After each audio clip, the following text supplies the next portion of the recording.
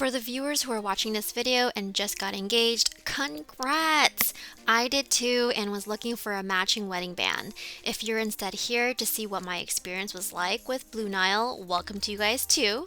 Today I'm going to unbox the wedding rings I bought and talk about my whole experience from purchasing, receiving, and to getting a refund. At the end, I'll share my overall thoughts, so make sure to stay for that. By the way, this is the first wedding band I ordered. It took 10 days to deliver from day one of ordering. And here's a quick background. I'm a big fan and experienced buyer of James Allen, which is a sister company of Blue Nile. This definitely played a role in the decision to give Blue Nile a try, and I'm glad I did. On the flip side, if you haven't heard of James Allen, check out my video on it where I give you 10 reasons I love online shopping for jewelry. The video is dedicated to James Allen. Okay, back to Blue Nile. It's very similar to James Allen. They're a heavy online retailer and have a brick store in major cities only. I was fortunate to live somewhat driving distance to one and made a visit. They unfortunately did not have a lot displayed, but I will say it was very easy to make an appointment online to make sure I had a dedicated specialist when I came in. I appreciated that they asked me to pre-send all the styles I'm interested in. If you live far from one, you'll probably want to call and confirm before heading out there. You know, I really liked this band. I love the width.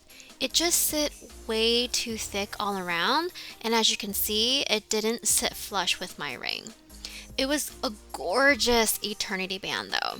I wished they included height measurements for the rings on their site because it would have prevented requesting a refund for this. Here's the second one I ordered. I guess I like the Celine style because this one is also called Celine, but it's their anniversary ring with diamonds that only cover one half. I needed something that was shorter in height because the first one was sitting too high all around and it was clashing too much with the prongs on my engagement ring. This one is much thinner in width, so I knew it would sit better. I didn't like that I had to go down in diamond size though. To be honest, I was really bummed about that because I was going for a certain look. I did, however, intentionally look for a band that only had diamonds covering one side because my mom made a really good point that the diamond sitting inward to the palm side of your hand will get dirty quick and likely damaged.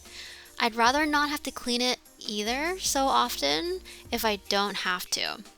I'm not the type to be as careful as I should be with jewelry, so if you're like me, keep that in mind too while you're looking for yours. Overall, I enjoyed my experience with Blue Nile.